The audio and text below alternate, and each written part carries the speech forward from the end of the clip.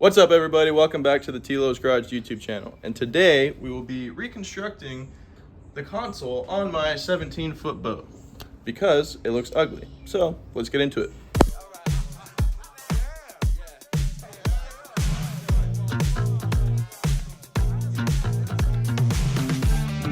So you may have seen this boat in the background of my videos, but this is my Stockcraft Monaco 17-foot, which essentially is just a copy of the Key West 1720. And honestly, it does not look very pleasing to the eye right now because this thing has been neglected and shoved outside, and it's dirty and greasy and just absolutely disgusting. And the reason why is because when I got this boat 3 years ago, I actually traded 3 kayaks for the whole thing, redid it all, and it had a 90 Tohatsu 2-stroke on the back, which I blew up because I did not treat that motor nice at all. So it spun a bearing, lost compression, whatever. Hence why now I have this 90 horsepower Mercury, which is actually a Yamaha Merc because it has a Yamaha power head and the Mercury midsection lower unit. But Mercury was buying these things back in the mid-2000s because Yamaha is better. Whatever. So I did a motor swap on it, and the motor runs. I got it for fairly cheap. I got it for 1,200 bucks. But it had a few issues, like it was spitting oil out of the filter, but it still had oil pressure. The midsection was completely destroyed because this bar was rusted all the way through. So I bought a new midsection on Marketplace and swapped the power head with a new power head gasket, and I actually have all that on TikTok. I have been just posting the clips on TikTok of this instead of making YouTube videos because that was before I was making videos. Not the point. So anyways, this sat right over there in the weeds for the last 6 months, and I haven't been working on it. But now I have a spark of motivation, so I'm going to have to now reconfigure the console and put the Gen 2 cables on with Gen 2 shifters. So without further ado, let's get into it. All right, so to fit this big, stupid, ugly thing right here, because obviously the steering wheel's in the way, I'm going to have to move the helm over, move this down here. Hopefully I can get away with just leaving it there so that this can fit here. And I got a big sheet of plexiglass to put over all of it and to hide any holes to make it look a little something like this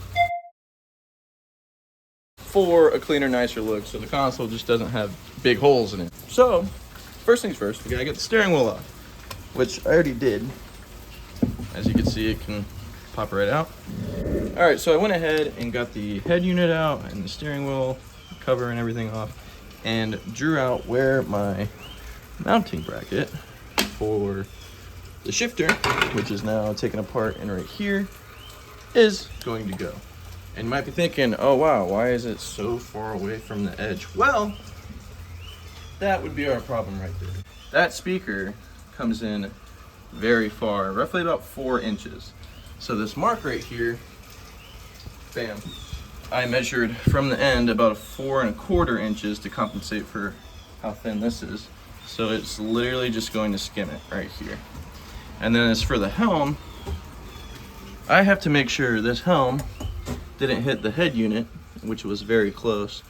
And the problem now with that is if I scoot it over, it's just gonna hit this speaker because it needs to go over that much. So I've kind of eyeballed it to the point where I can fit my steering wheel here in this spot, bam. And it will still clear the shifter, no problem. And you won't be hitting it on this side either, and I don't have to move my head unit. And on the back side, you'll have enough clearance for all that steering contraption to not hit the speaker. So, with that being said, I'm gonna get taking apart the rest of the console.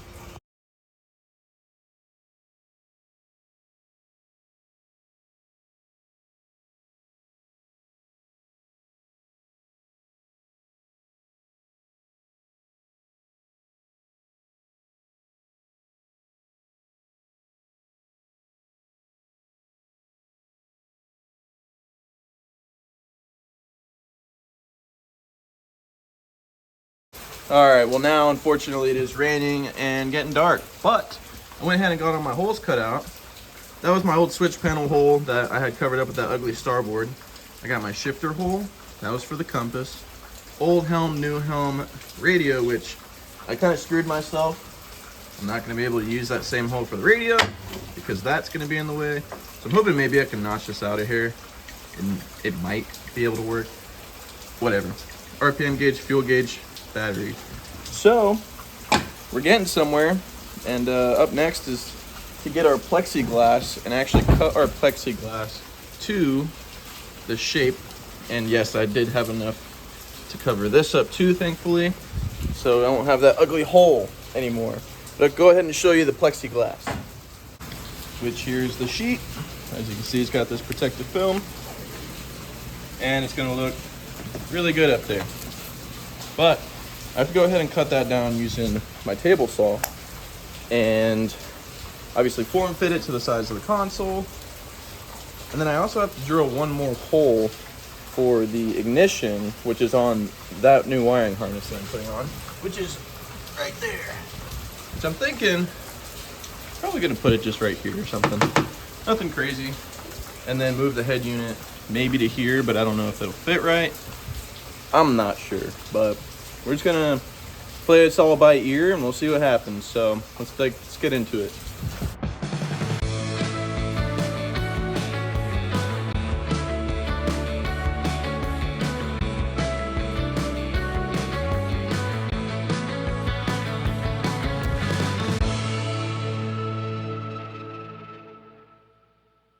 I feel like such an idiot. I got so caught up on FaceTime with my homies that are on a road trip right now that I was showing them like me peeling off the backside of this and mounting it up and siliconing it in, and I didn't even film it for myself.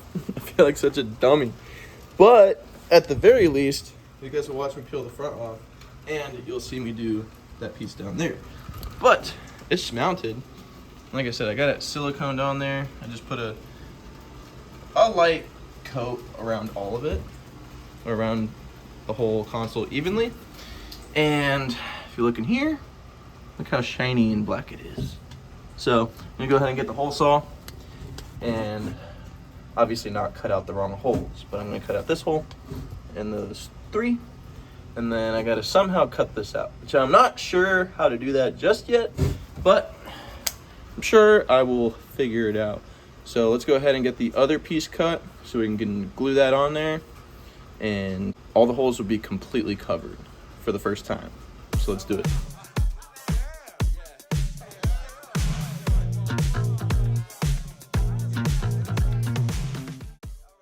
All right, so I got my piece cut out here. Obviously I gotta hit you guys with the peel. Well, gotta make sure. Peel on the right side. Look at that. Bam. Now we just got a sticker on there. And I am just using silicone to stick it on there. I'm not gonna screw anything because I don't want to risk cracking it or breaking it. And the silicone is plenty for it to hold it on there, so I'm not too worried about it. I'm actually gonna go grab some tape real quick. Go ahead and tape her. All right, well there she is. Not the prettiest in the world. Like I said, I'm gonna caulk that gap, so you will hopefully not see it, but you won't really get the full vision until I peel it all off and it's all black. But I mean, already just that brown makes it look way better.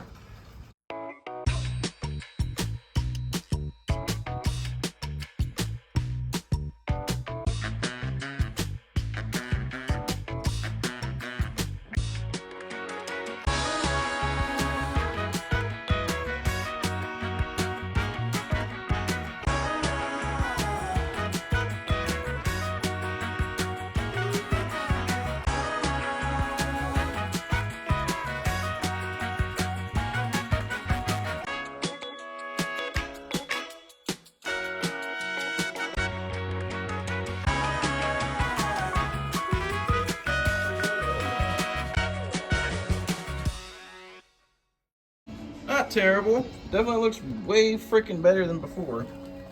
Looks like I got some stuff I need to trim off right there. And it might look really ugly and disorganized, especially this guy right now. But obviously when the shifter bracket goes on, like that, you don't even know. So let's just keep chipping away at it.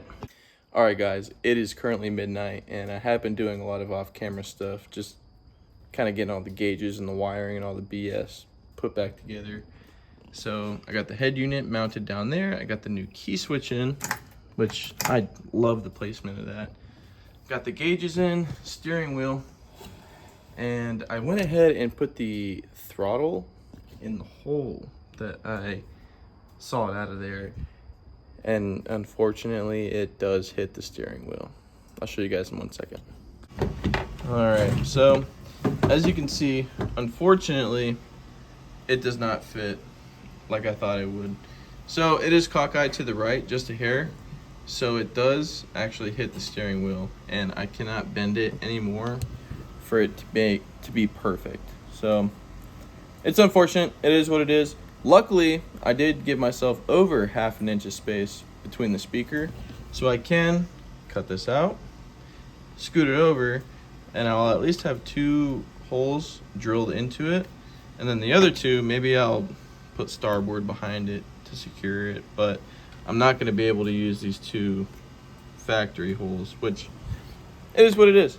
But honestly, I've had a few, not gonna lie. And it is midnight and I am ready for bed. So I'm gonna go to bed. We'll see you guys in the morning. All right, guys, we're back. It's the next day and I've already messed something up pretty bad. I was cutting out this to be a little wider with my jigsaw, and I chewed up the plexiglass under it, and now it's scratched up. But nothing can be perfect in my life. Also, the next mistake I made was I got a video of me pulling this off, or at least I tried, but my dad was filming it, and he's an Android user, so this is all I got of that. Like you want it? Just showing this. Okay, 1, 2, 3. You're good. Oh no. You weren't recording? I pressed the button. But anyways, I don't really care. Nothing's perfect. So we're gonna move on to snaking all the new shifter cables and the wiring through. So essentially I got the control box here, and I got this wiring harness here. So all I'm really gonna do is take one end of this wiring harness, hook it up to that end of the wiring harness, and replace it, essentially snaking it all the way up through. I'm gonna do the same exact thing with the shifter cables. So cue the time lapse.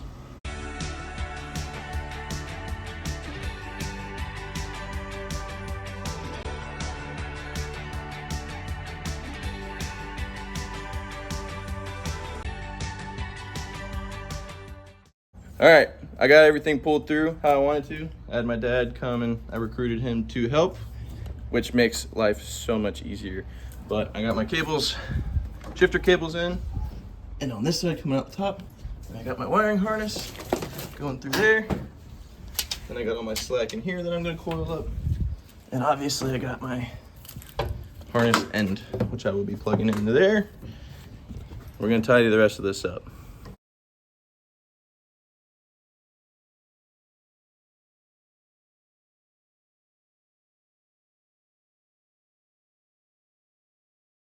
All right, guys, I kind of dropped the ball on this one, but I did not film anything in between that last time lapse and taking it out on its first test drive.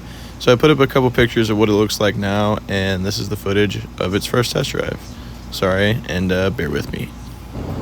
All right, guys, we made it on the water in this thing, and this is obviously the first time I've driven it since the motor swap, and it's weird. I pulled it off the trailer and it just smacked reverse and it shot back with so much power. I never had that with the other motor. Also, we reamed out the steering, so the steering is way less stiff, and the different wheel with the tractor knob is different. Everything is different. But honestly, I've been running a Gnu so long that it's so weird to operate. But we're about to get out here into the open water, so then we'll hit it with some gas and see how fast it goes. All right, honestly, I'm kind of scared right now because I don't want to hit it, but let's try it.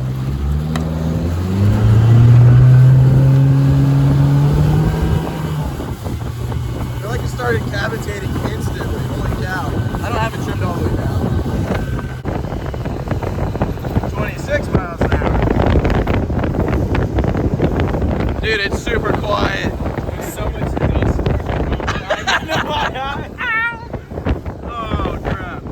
All right, so we were just ripping. We were getting about 34 miles an hour. not trimmed, so trimmed all the way down. And we were scooting, right when I was about to pull the camera out, it just do like fuel cut, and did not feel super good.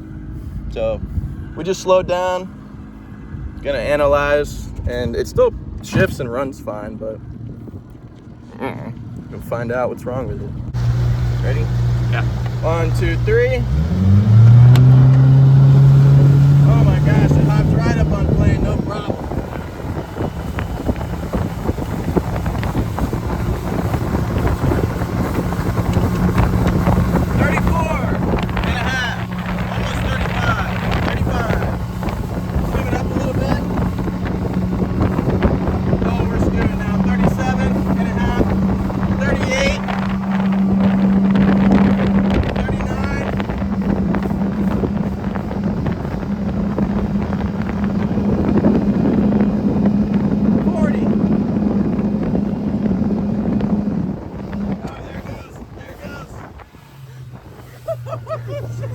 Did you get that? Yeah. Oh, there it goes. I don't know what that is, but it's rowdy. We were up on the chimes going like this, and it just goes.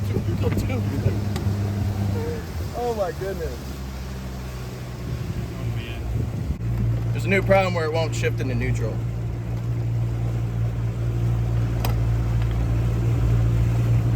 I don't know why. So I'm gonna have to address that. But hey, all gas, no brakes. We don't need neutral around here. Dude, that thing goes 40, no problem. We almost just had catastrophic failure while we were filming drone shots because my drone case flew open and everything in it flew out in the deck. So we're good, but this thing does fuel cut. I wonder if the injectors are dirty. I'm really not sure at all, but you can't really see it in the videos, but when we're running, it'll just boom, boom, boom, and just cut back. So then we got to neutral it, and then it'll go for another little while. So we'll probably just end up going back to the dock. Like I said, this was just a test run, so I'm thankful that it's still running. I don't know if you can hear it back there because, you know, 4-stroke life. But I'm used to 2 strokes. I'm used to everyone on me because I got the loudest motor, and no one can talk over each other, but this has been such a great experience. So we're going to head back to the dock, take this thing home. Ready? You hammer. Ugh.